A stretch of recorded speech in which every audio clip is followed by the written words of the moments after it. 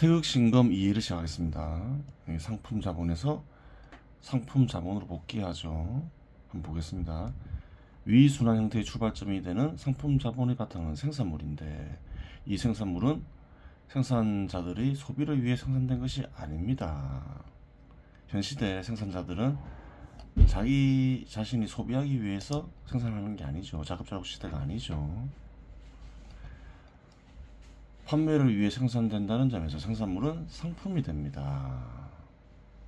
그런데 상품에 간직된 작업수단의 가치가 80만원이고 인건비가 20만원인데 100만원에 판매되면 어떻게 될까? 비용이 100만원인데 판매 금액이 100만원 밖에 되지 않으면 어떻게 될까? 이 말이죠. 기업 소유자의 몫은 영원히 됩니다. 그럴 수도 있는 거예요. 이러한 상태는 상품을 생산하기 위해 조직체를 구성하는 기업 소유자들이 활동 지출이 사회로부터 이윤을 획득할 정도의 유용성을 인정받지 못하고 있다는 말이기도 합니다. 그렇게 되는 거죠.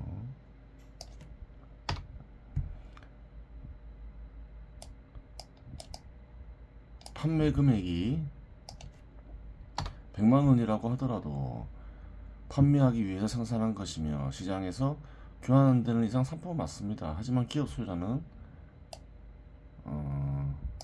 100만원에 팔기 위해서 재산을 투입하여 조직체를 구성한 것이 아닙니다. 이익을 얻기 위해서 그래요. 조직체를 기업이란 조직체를 구성하죠.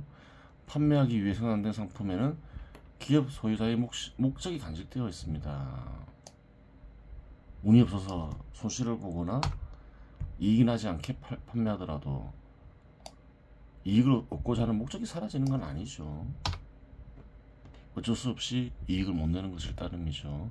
그것은 추가가치를 획득하고자 하는 것인데, 이를 수식화하면 투여한 가치 플러스 추가가치가 됩니다. 바로 이러한 목적이 상품 속에 간직되어 있기 때문에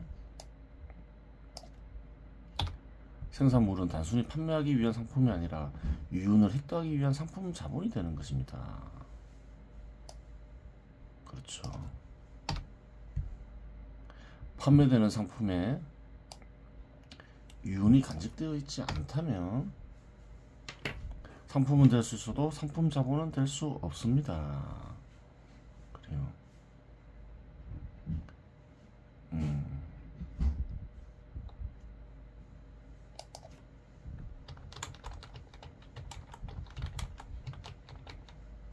그래요. 설사 이익을 내지 못하고 팔더라도 현실적으로 항상 이윤을 얻고자 하는 목적이 있다는 거예요. 생산물이 100만원에 판매되건 120만원에 판매되건 90만원에 판매되건 그러한 현실적인 측면이 상품 자본이 되는 것이 아니라 기업 소유자의 생산 목적인 투여한 가치 플러스 추가 가치가 상품 속에 간직되어 있기 때문에 상품 자본이 되는 것입니다. 이익의 실현은 또 별개의 문제라는 거예요. 손실을 보았다 해서 기업 소유자가 손실을 보기 위해서 생산한 게 아니라는 거예요. 만일 상품 판매 시 추가가치를 실현하지 못하게 되면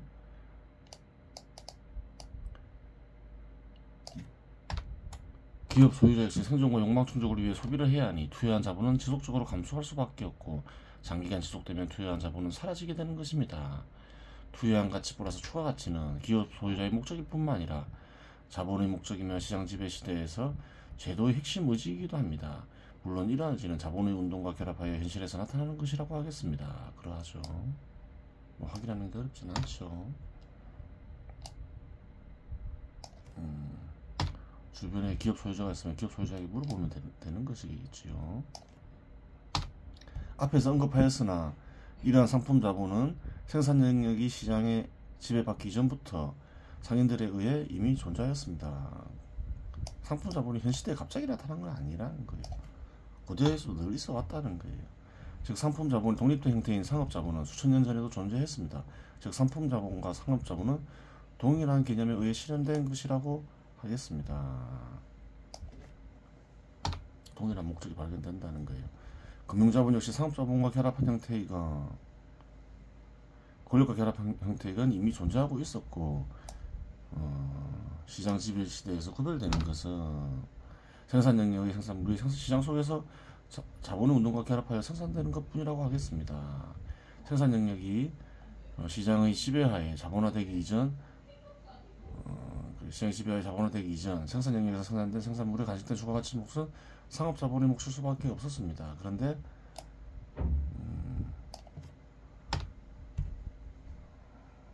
그렇죠. 왜 그런가요? 고대에는 대부분의 생산자들이 자기가 소비하기 위해 생산했기 때문이죠. 그런데 상업자본의 몫이 상인들의 생계를 유지할 수 정도라면 어떻게 될까?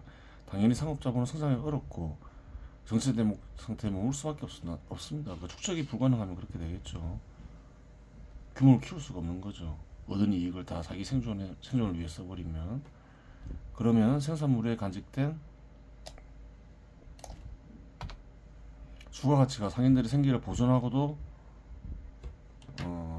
남아있다면 어떻게 될까? 그럴 경우 상업자본은 보다 많은 생산물을 상품화할 수 있는 여지가 발생합니다. 그런데 상품화하고자 하는 가치는 지고 있으나 생산력의 한계로 상품화할 수 있는 생산물이 없다면 어떻게 될까? 우리 자본이 보다 커졌어요. 보다 많은 상품을 먹고 싶어요. 하지만 사회에 상품화할 수 있는 생산물이 없어요. 다 소비돼 버리고. 그러면 주가가치가 남아있더라도 상업자본을 키울 수가 없겠죠. 역시 상품을 구할 수 없으니 상업자본은 성장할 수 없습니다. 그래요. 그렇다면 해외에서 상품을 구매하여 국내에서 판매하면 어떨까? 누군가 화폐를 축적하고 있다면 화폐와 교환할 수 있으니 상거래가 가능해집니다. 그렇겠죠. 상품 자본으로 바꿀 수 있는 어떤 대상이 없더라도 또 다른 축을 살 수 있다는 거예요. 해외에서 상품화할 수 있는 대상을 찾으면 되는 거죠. 그리고 그 대상 누군가가 그걸 살 수 있는 화폐가 또 있어야 되겠죠. 국내에 팔려면 여러 조건이 있어야 되는 거예요. 상업자본이 성장하기 위해서는 누군가 화폐를 축적하고 있다면 화폐와 교환될 수 있으니 상거래가 가능해집니다. 하지만 물물 교환이 주로 이루어지는 국가라면 해외에서 수입한 상품은 국내의 상품과 교환되어야 하는데 국내에 교환 가능한 생산물이 존재하지 않으므로 상업자본의 성장에는 한계가 존재할 수밖에 없습니다. 여기서 알 수 있는 것은 상업자본의 성장에 위해서는 상업자본에 획득하는 주가가치 양도 핵심이 되지만 상업자본에 속한 사회의 생산력 역시 중요한 문제임을 알 수 있습니다. 그런데 생산량이 증가하고 상업자본의 축적이 가능한 정도의 주가가치를 얻는다고 하더라도 모두 동일한 생산물을 생산한다면 교환이 발생할 일은 없습니다. 예를 들어 모두 쌀만 생산해서는 쌀과 쌀의 교환이나 금과 금의 교환이 이루어질 일은 없기 때문입니다. 하지만 이러한 문제는 상업자본이 성장하는 데 상해가 되는 것은 아닙니다. 역사적 과정을 볼 때 사회가 양적 성장함에 따라 생산물들의 기본적인 분업화는 선천적으로 진행되기 때문입니다. 어느 정도 사회가 양적 성장이 이루어지면 기본적으로 작업도구를 생산하는 인간들은 작업도구를 생산하는 데 전업하고 수리하는 데 종사하거나 광업에 종사하는 인간들 역시 한 가지 일에 전업합니다. 그러면서 생산물들이 다양화되죠. 어업이나 축산업 역시 분화되어 농산물 역시 자연적 조건에 따라 종류가 다양하기 때문에 생산량만 상업자본이 형성될 정도로 성장하면 자연스럽게 상거래는 활성화된다고 하겠습니다. 물론 이런 다른 영역들을 고려하지 않을 경우에 한해서는 전제 조건이 있습니다.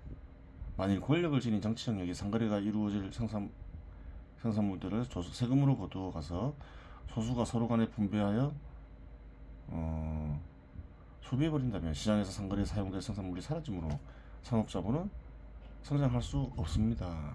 권력이 또 상업자본의 성장을 방해할 수 있다는 거예요. 조선시대에 그랬죠. 상업자본이 성장하는 것을 원하지 않았죠.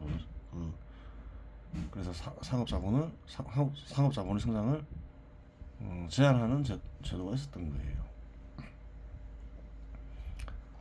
여러 조건들이 필요한 거죠. 일반적으로 물체의 형태를 지닌 생산물이나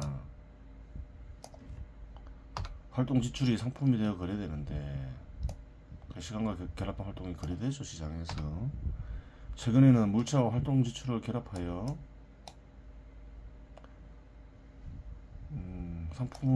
상품으로 만드는 경우가 있습니다. 물론 이는 기술이 발전이 가능하게 한 것입니다. 예를 들어 게임사는 게임을 만드는데 예전엔 게임기라는 생산물을 제조하여 판매함으로써 가치를 획득했다면 최근에는 게임이라는 형식을 제조하여 개인의 컴퓨터나 스마트폰으로 형식을 다운로드받게 한 뒤 개인의 오락 활동을 유발시키며 오락 활동하는 가운데 화폐를 지불하고 게임상에 존재하는 가상화폐를 구매하여 게임상에 존재하는 물품을 가상화폐로 구매합니다. 즉 활동 형식을 제공하고 활동을 유발시킴으로써 활동 속에서 느끼는 즐거움을 대가로 가치를 획득하는 방식이라고 하겠습니다. 예전에는 게임기 안에 특별한 게임의 형식이 탑재되어 있었죠. 소프트웨어가 탑재되어 있었는데 그것도 이제 분업화됐죠. PC나 스마트폰에 등장하면서 그래요. 게임사가 물체를 만들지 않지만 산업자본에 속하겠죠, 당연히. 산업자본의 역할이 산업자본이 생산할 때 필요한 어떤 것이 이제 분화된 거죠. 즉 활동 형식을 제공하는 활동을 유발시킴으로써 활동 속에서 느끼는 즐거움을 대가로 가치를 획득하는 방식이라고 하겠습니다. 일반적으로 활동 지출을 제공받고 대가를 제공하는 것과 달리 활동 지출이 이루어지는 가운데 발생하는 즐거움이 가치와의 교환에 생겨난다는 점에서 차이점이 존재합니다. 물질 형태를 지닌 상품의 경우와는 차이가 있으니 구체적인 사례로 살펴보도록 하겠습니다. 그래요. 어떤 것이 거래되는가 이걸 우리는 다양한 측면에서 살펴보고 있는 거죠. 현실을 주시하면서 게임사가 무엇을 판매하고 있는가, 어떻게 수익을 얻는가를 보고 있는 거죠. 위메이드 사업 보고서 2017년에 쓰여진 글이니까 주로 2017년 자료를 보겠죠. 미드코어 게임, 캐주얼 게임에서 큰 수익을 25% 이상의 수익을 얻고 있음을 알 수 있는 거예요. 모바일이 그렇다는 거죠. 모바일에서 한 50% 정도 수익을 얻죠. 미드코어는 하드코어 게임, 미드코어 게임, 캐주얼 게임. 하드코어는 많은 시간을 들여서 하는 게임이고, 캐주얼 게임은 적은 시간을 들여서 하는 게임이죠. 미드코어는 중간쯤 되고, 온라인에서는 뭐 미래의 전설 이런 것들이 있는 거죠. 그래요. 라이센스 이런 게 있는 거죠. 라이센스로도 이익을 얻고 있다. 한번 보겠습니다. 위표를 보면 알 수 있듯이 게임사에서 제조한 게임 형식이 수익을 획득하는 근원이 되고 있습니다. 그런데 이 형식은 물체가 아닙니다. 물체는 스마트폰이나 PC 형태로 별도로 존재합니다.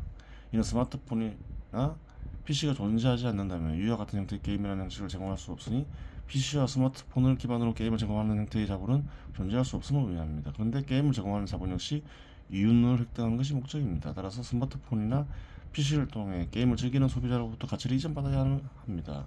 따라서 가치를 이전받는 시스템이 필요한데 그 시스템은 별도의 작업도구 형태로 존재합니다. 일반적으로 그러한 작업도구를 전자지불 결제 시스템이라고 합니다. 페이먼트 게이트웨이라고 하죠. 그런 작업도구를 제공하는 기업으로는 한국의 KG 이니시스, KG 모빌리언스 등이 존재합니다. 그런데 위메이드 사업 보고서를 보면 획득하는 수익에 라이센스 수익이 존재합니다. 그 수익은 전체 수익의 절반에 해당되는데 이는 중국에서 미르의 전설이라는 게임이 과거에 큰 성공을 거두어 중국인들이 미르의 전설이라는 명칭이 붙은 게임을 선호하며 그로 인해 미르의 전설이라는 게임명을 중국 회사가 제작한 게임에 사용할 수 있게 하고 수익을 얻기 때문입니다. 그래요. 이렇게 라이센스로도 수익을 얻을 수 있다. 얻고 있기도 하다. 그 말이죠. 상품 자본을 다룸으로써 산업 자본에 취할 수 있는 형태는 모두 다루었습니다. 그렇죠. 생산물은 상품 자본의 형태를 지니며 상품이 팔리면 화폐 자본의 형태를 지니게 되고